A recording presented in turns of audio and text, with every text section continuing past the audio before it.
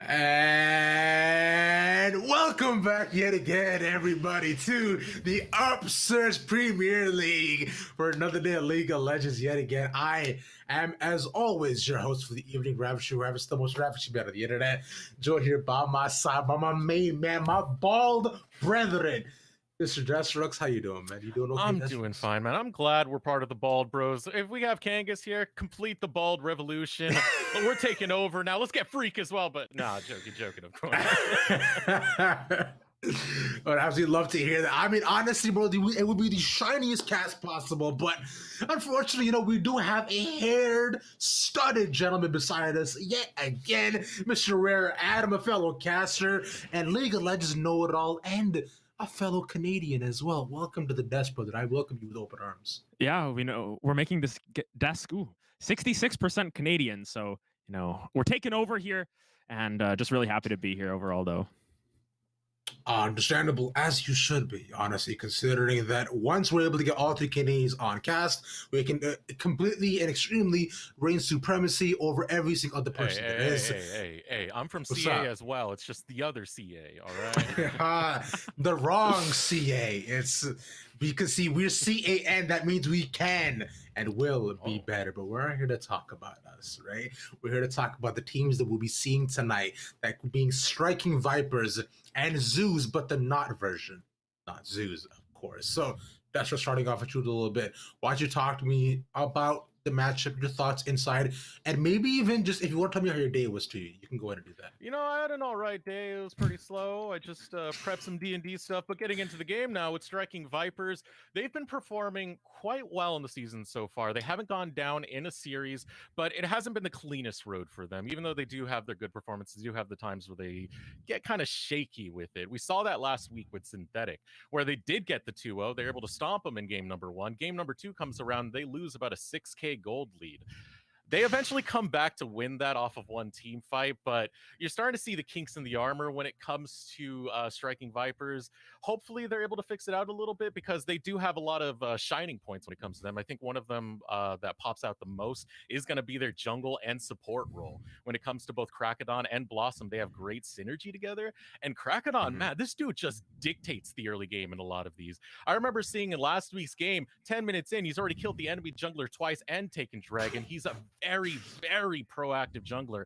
And Blossom, his early roams synergize with that so well. So overall together, I mean, Striking Vipers, they're a really strong team. They still have a bit to clean up, and we'll see if Zoos are able to find those kinks in the armor and try and take them down. Biggest point you raised right there, right? There's just small little points that can be extremely improved upon, which I find has been a consistent theme throughout many teams in the UPL, right? Just although they show a lot of promise and growth, and in terms of their overall aggressiveness and mechanical prowess, right, they fall in the overall macro sense, especially as we get to the much later stages of many different games. But Adam, looking at you right now, mate. Any thoughts on not Zeus? Because we just talked about support and jungle 2 being one of the strongest points in the game, and prove me wrong. I think you're a support and jungle player. I don't know. A little bit of both. Both of the roles that don't CS, because I'm pretty bad at that, I think. So that's the main reason why. But overall, I think that not Zeus, they've got a really strong point around their bottom lane, Minui, formerly of Wildcard, of course, as well as Draxier. Both of them, very smart players. And I think that playing around that lane is how Not Zeus can pick themselves up a win in potentially the series and maybe take down Striking Vipers. And as well, Perry Jungle just really strong in his own right. Looking just at his solo queue stats, 1,000 LP. You don't do that if you aren't really strong at this game. And overall, even looking at the champions, has a wide array, so can cover any sort of role necessary. I think that for both of these teams, the jungle and bot lane are going to be big focal points, because those are going to be the higher contested lanes. Yeah, and to piggyback off that a little bit more, I see it being the same exact way with the Nodzus being able to focus down on that bot side, because when we've seen the drafts come out from Striking Vipers, Last Dance, DF, and Blossoms, mostly Last Dance, he tends to go more the scaling options than anything else. So if you can get an early lead, if you can get that bot lane going for Nodzus, that is a weak point you can't exploit. I completely see it going that way if they can put their attention down there. And that's one of the biggest things that we were talking about before as well. How one of some of the shining points for Not Zeus, although the overall performance throughout the season has been a little bit weak, but they also show some, as you mentioned, Eric, some shining points. And I don't mean just talking about the deflection on our foreheads, right? It's what these players can do as well, especially looking at Dragster and Miniwing, who really showed up throughout the entire amateur season, and our different teams as well. Which is where we've seen how Not Zeus focuses a lot of their attention and resources.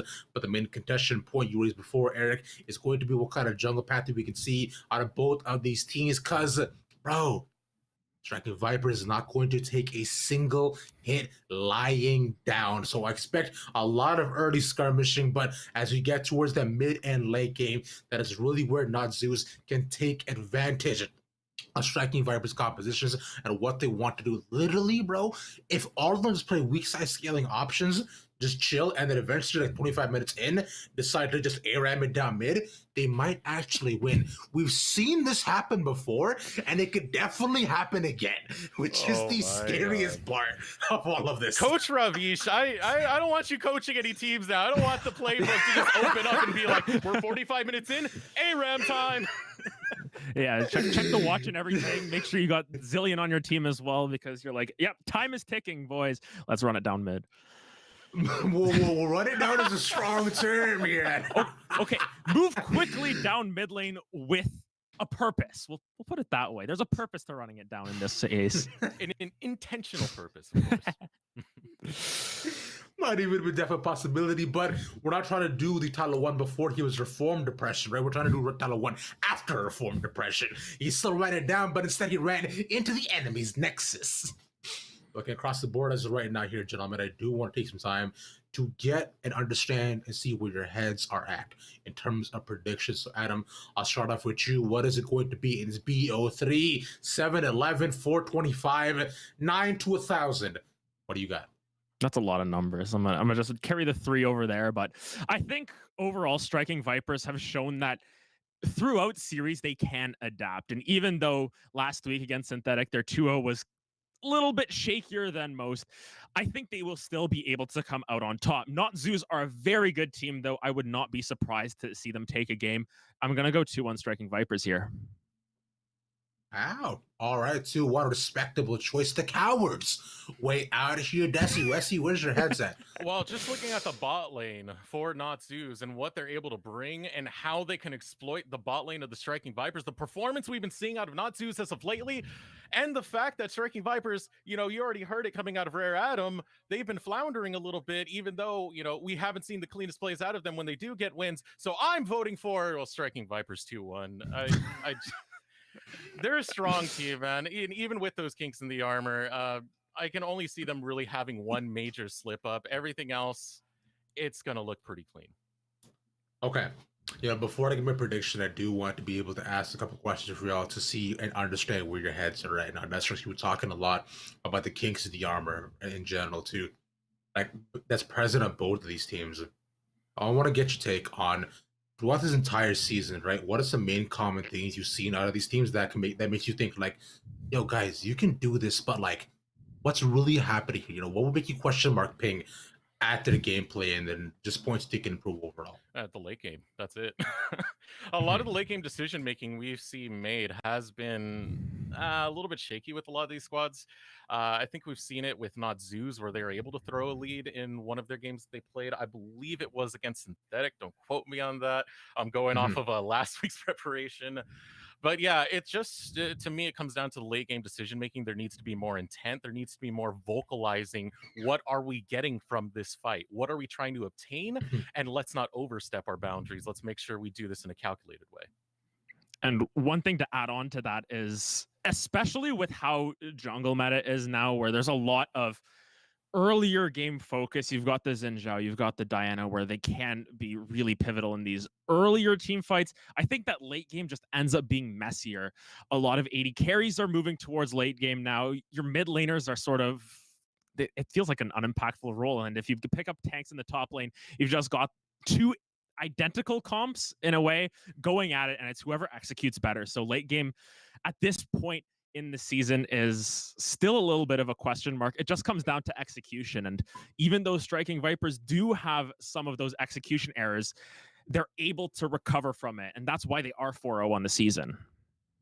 We'll find out here who's late, who's early, and who will fall eventually as we kick it over to our casters, Rebel Fox and Travesty, for the evening for game number 1.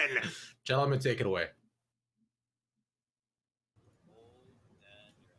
Hello, ladies and gentlemen, and welcome over to the UPL. We are getting into it, and we have a feisty matchup here. We got Striking Vipers. They're looking to squad up against Not Zeus. I'm Travesty. I'm joined here by my ever so lovely co-caster, Rebel Fox. Rebel, we got a big one for ourselves tonight. That we do. Competition coming back and forth between these two teams to try to claim back, I guess, on the side of Zeus #1, or at least contest for the #1 in the group. And the side of Striking Vipers can go ahead and put that away tonight, as they've been able to develop themselves enough games, enough series, that winning this one almost certainly guarantees, I think actually does just mathematically guarantee, that they will be the #1 out of Group D here.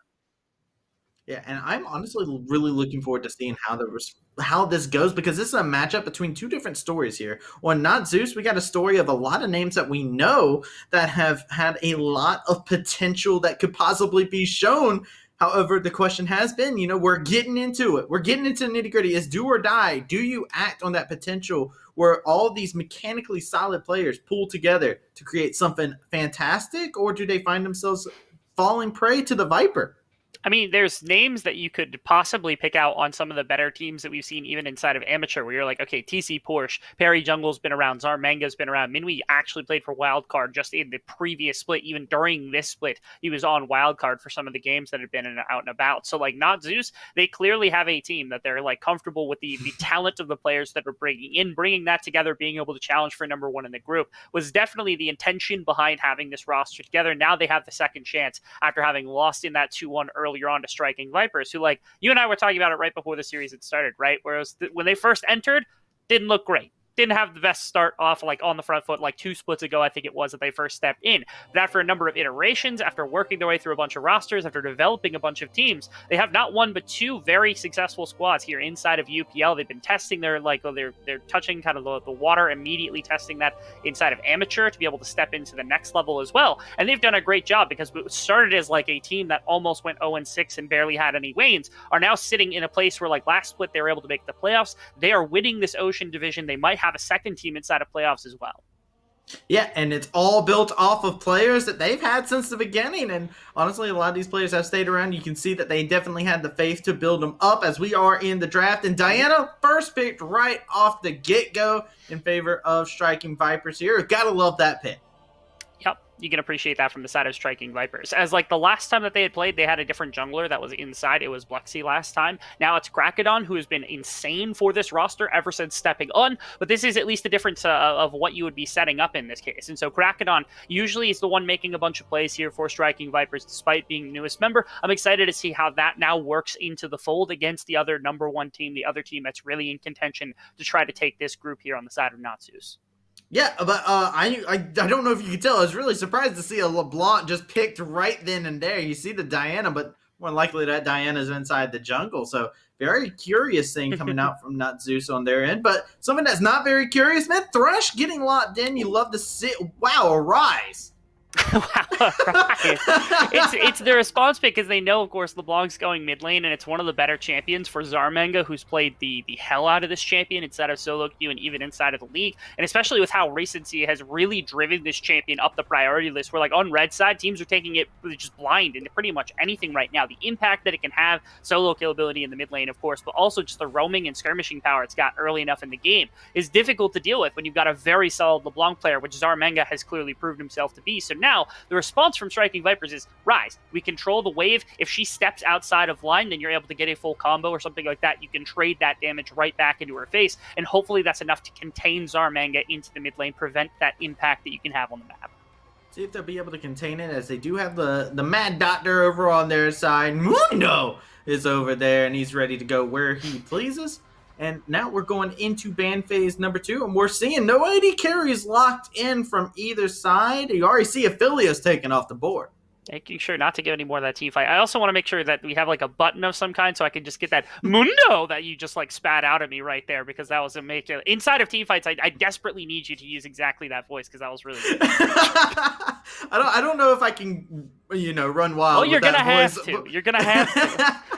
It's between that and the Cogma. I'll try. But seeing how these bands go around, I like this real quick though from Striking Vipers. They're targeting out this support pool here, getting rid of the Leona. I really like that because that has been a champion that we've seen Not Zeus be very comfortable on inside of this bot lane. Gives them some healthy engagements. While Not Zeus definitely targeting out that AD carry pool. Trying to prevent that from coming through, trying to prevent what is one of the strengths here from the side of Striking Vipers. Usually there's more effort put into Striking Vipers on the bottom side than we typically see for Minwi and Draxer on the side of not Zeus. Typically they're not receiving a bunch of ganks, they're not receiving a bunch of information early, so not giving something over that could be played into to make sure that that's something they could. You see like Aphelios, if he gets early gold, there's tons of pressure to be added there. Vayne's in the exact same place in that particular regard, and now they're picking themselves Varus just so they can go to something safe, something that can control this bottom lane and easily have an impact without having to have so many resources. You can control that wave if you're going lethality. Something along those lines is very easy to manipulate here if you're Minwi. And see now what the response is going to be from Striking Vipers. A Lucian would be very interesting to see. Very aggressive style coming out here. And boom, there it is, locked in. And I just realized we don't have our top laner here just yet. So they really were waiting to hold on to this pick until the very last moment from the side of Striking Vipers. It could still be that they're looking for an ADC if they really want to run Ryze and Lucian in the solo lanes, which is one thing to consider. This would be the addition that would throw that out of it. Tizzy, I remember back in the day, at least, especially as this is locked in, that Lucian, when he was a bot laner consistently, was one of the answers to Varus, because while Varus in the early game has good bursts with like your E and your Q and the stacks on your W, Lucian's not only mobile enough to dodge a fair amount of that damage, but has quite a bit of burst in his own pocket to be able to throw right back into Varus's face. So the early game that Varus typically is able to rely on to some extent is now just like pressure from Lucian to be able to kind of push him back and get away. We talked about this a little bit before the game had started. I know you're not a fan of the Karma going into the support role, but Draxer's one of the few supports that have been able to make it consistently work on bottom side. This range advantage they've drafted themselves certainly should help if they're not pulling a bunch of attention from the Mundo in the earlier stage of the game. Now, I will say, I do like Karma in the aspect of this team composition, okay? I'll give him some points for that. But like you said, I've looked at the entire, Karma inside of the UPL hasn't been a champion that actually has seen the greatest success in my eyes, at least in games that have been casted.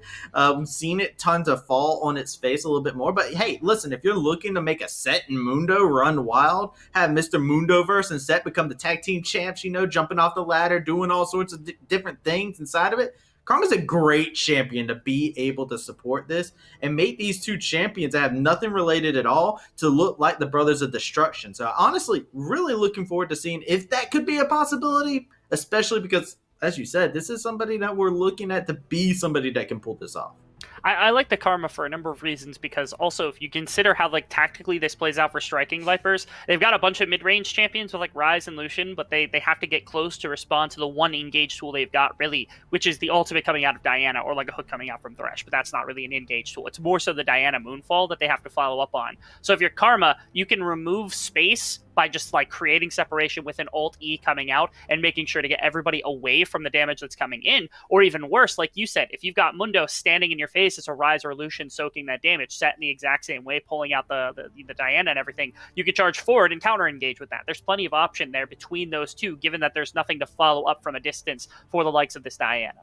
But man, when you're talking about options, we cannot talk about options and not talk about Viego. I want to go back to this because this is a champion full of options. Whatever you pick, that's an option for him. And I really equate Viego play to okay, see this champion? It might get a triple kill or a quadra kill sometime inside the game, and it feels like it's over. This is a champion that is limitless with what he can do, and we talked about potential at the beginning of us starting to talk about these two teams clashing against each other. Striking Vipers got a champion that has a lot of potential in it. That it does. Being able to punish the side of not Zeus here comes in a number of different ways because, number one, he is the best option for bringing down Mundo when it comes to percentage health damage. You've got Kraken Slayer, and usually Rise can build into like Landry's if he wants to, but probably won't do those things. Instead, it is probably going to be the Viego who's doing the majority of like the percentage health chunk damage onto Mundo. And if you look at not Zeus right here in their composition, nobody's doing percentage health damage unless it's Varus who decides to go on hit in this game, which I'm all about pretty much all the time, and I can talk about it for days. But it's usually going to be the lethality, and that means that if Viego is able to spike down this Mundo's health bar before he really gets to kind of soak a bunch and heal back up, all of a sudden you have Mundo itemization with 3,000-4,000 health, all of those tank stats, and nothing to burn through it with like a LeBlanc who's worrying about those rotations, the lethality Varus, nothing's going to be able to help you there. So I think if Striking Vipers are able to bring down Mundo fast enough inside of a fight, and you're able to get that reset started for the Viego, backline's completely gone. There's nothing left for you to do. In that fight, it's all about from the side of Natsus, keeping this Mundo up, making sure that start of the ultimate chain from the Viego doesn't start there and really cause problems for their backline. Yeah, I'm honestly going to be looking at Not Zeus to be the team that kind of carries around the momentum. I feel like that's an excellent point to look at, as they do have a lot of early game potentials for themselves. And Striking Vipers, you and me were talking about it before we went live onto the broadcast. Striking Vipers definitely one of those teams where the best laid out plan for them is for nothing to go wrong, because then it's all according to plan. They can just settle into the mid game and they can start to carry out from there. I feel like it's on Not Zeus to make Striking Vipers very uncomfortable and never let this snake get a chance to coil up and strike. It's a aspect of this team that I want to mention is that Striking Vipers can carry out of any particular role. They put a bunch into Krakedon to do a lot of their early game work, not because they trust in Krakedon necessarily, not saying he's a bad player, because he's a great player, don't get me wrong, but it's more so that that is the piece that you can use to select where on the map you're going to strike, more than being, okay, we're going to lean into a heavy top side, not worry as much on our bottom side, the way that the side of Not Zeus does. So there's that to consider as well. That Not Zeus, they don't play as much, you don't expect that resource to go bottom side. So now it's, okay, what is our game plan for our jungler on the side of Striking Vipers? Do you want to control top side? Do you want to attack bottom side? What is Krakedon's plan here? And that means that if you're looking at this from Not Zeus' side, they're the ones with a game plan that needs to be set in stone. Here, it seems very heavily like Mundo getting set up and then breaking out Zarmanga against this Rise to be able to attack seems to be a good place, because you've got CC on top side and CC in the bottom side to be able to work with. And if Mundo gets going early, again, the harder it is to kill this guy, the harder this team fight is from the side of Striking Vipers to execute on. Yeah, and I feel like making it as harder to execute is going to be definitely a very, very realistic game plan here, as I'm excited to see what these champions are going to be able to do when they're pitted against one another inside of the Rift here. As, you know, we've talked about all the possibilities that could possibly come out. There's some numerous win conditions on both sides. There's different ways that they're going to look to play this game. And really and truly, it comes down to exactly how these lanes are going to go. How are they able to get into the mid game? Are these teams able to find themselves in comfortable territory? And honestly, I'm a really big fan of both teams having this kind of a draft, man. It feels like there's a lot of comfort loaded in here. Both these teams have themselves excelled. I think Striking Vipers did a great job of giving themselves multiple options on win conditions and who to look for those through.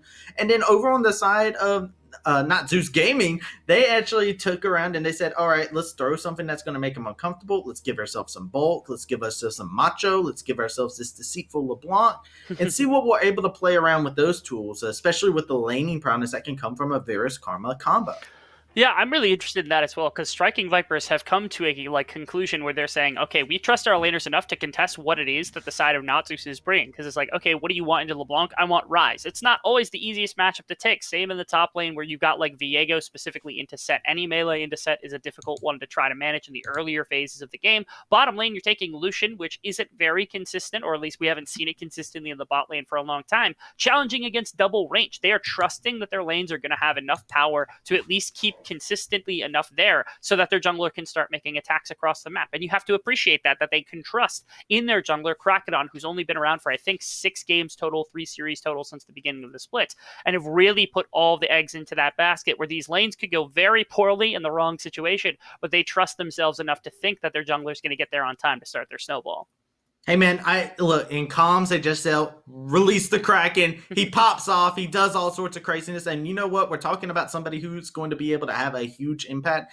Like I said, trust in your teammates is so paramount, and it's a very interesting thing too, because talking back and forth about the topics that we saw here, striking Vipers and Not Zeus, looking at the differences between the two, where you've seen a lot of these individual players on the side of Not Zeus that we've seen time and time again, that have been able to really have these great individual performances coming together as a team. And then on the other side, Striking Vipers, a squad, like you said, they started off 0-6, right? They started off as a team that wasn't really able to do much, but look at them now, get the camera as they are making their way, and they're making a name for themselves starting right here in the UPL.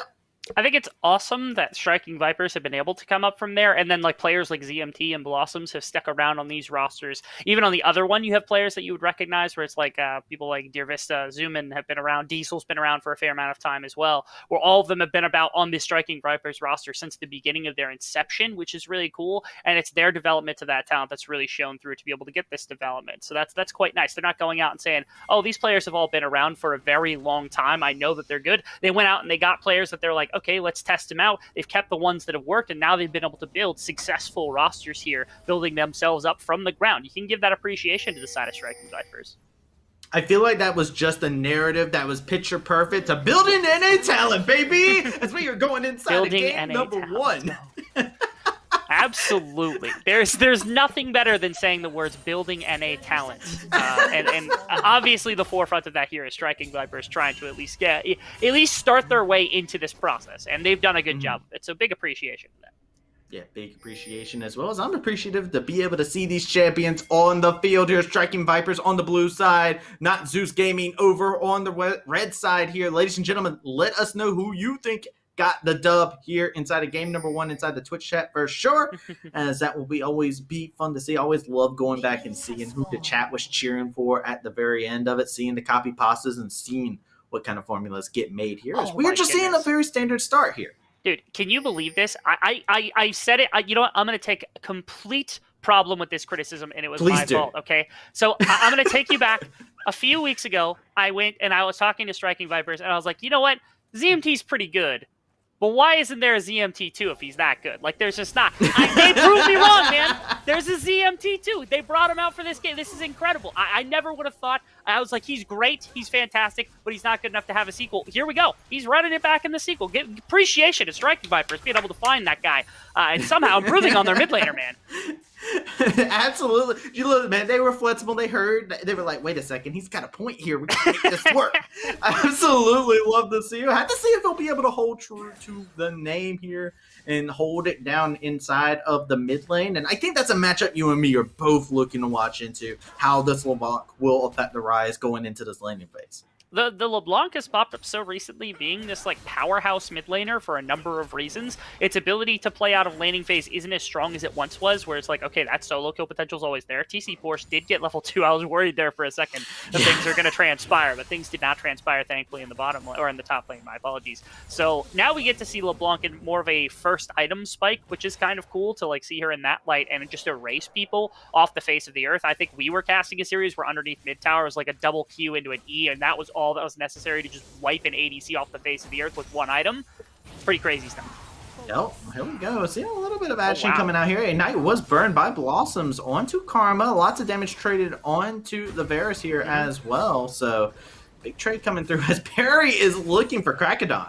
Yes, he is. Krakadon getting hunted down in his own jungle here. Perry is level 3. Did he snag that? He snagged that camp away. He did get the big Krug, and now it's some real trouble. Rest of the reinforcements are there, but they're not going to be able to stop Perry as the fight comes in. Lots of poke from this squad, and they cannot contest the early Mundo. That's insane. It's also a Mundo with exhaust, right? Like, even if you take the bait, this dude is going to be able to out-trade with you, and Perry definitely knows that. Looking for a possible angle for maybe a dive here is going to get jumped onto by Krakadon. Lots of damage being put in there. The play is used as well. Exhaust being used onto the Lucian. He's trying to lay out a little bit more impact. Beautiful flash forward as that's first blood to Dratzer. It's a couple of things. Okay, little nuances. I was waiting to see if that Q was actually going to land, but I think Minimi just did not quite hit it, which is unfortunate to talk about. But again, this is the power of double range bot lane. You get the shove to begin with on top of the lane to be able to cast into the Lucian and the Thresh, who don't have that